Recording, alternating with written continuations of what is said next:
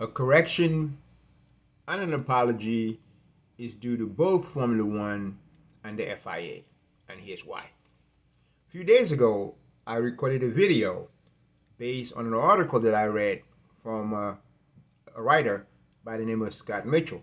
I talked about Scott Mitchell as someone very familiar to Formula One fans, and the article he wrote was entitled Not Formula One Standard. And basically, the gist of the article was talking about how unsafe or compromising the track material in Miami was, and that maybe Formula One should have focused more, at least on the safety versus the entertainment. What I found out is that actually is the Formula One and the FIA were not at fault. In Florida, there's something called FDOT, Florida Department of Transportation. Now, before I address what they've done, is that I actually didn't know that Buy America First, I thought started in 2016 during the campaign. But I found out during my research that actually that started in 1933, implemented on its last day by the President Herbert Hoover. So the state of Florida, using that Buy America First, required that Formula One use a local material. The material is lime rock.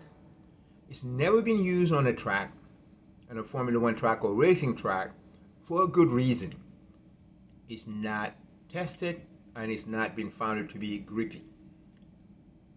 Now, unfortunately, many thought Formula One was at fault, and they could not understand why in Jeddah, where it's such a hot country, they were able to have a track that was grippy online and offline, meaning on the racetrack, on the racing line and off the racing line.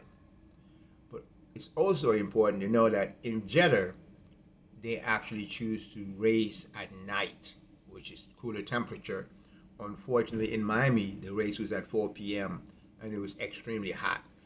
But the reason why the issue is so profound is that because the material called the lime rock was for the first time ever used on a Formula One track. And it wasn't because of Formula One cutting corner, it's because the state of Florida required that for the benefit of the state of Florida and the benefit of the residents of Florida, that they benefit from the consumption of the lime rock material. So therefore, they use that material to build the track. They realized on Friday, remember, I even complained. I said, with Formula One now, with 2 race directors, how can it be possible? And their job, we know, is to inspect the track.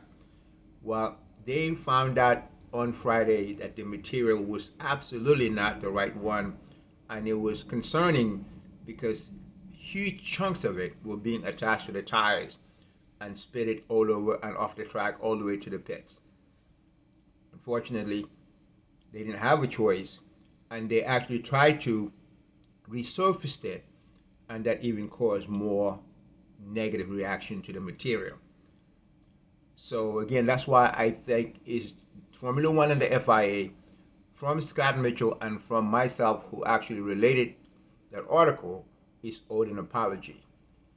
Well, the good news is that they believe that with the time that will take before the next race next year, they either find out if that material, lime rock, would adhere itself enough, cure itself to be grippy enough to remain functional next year.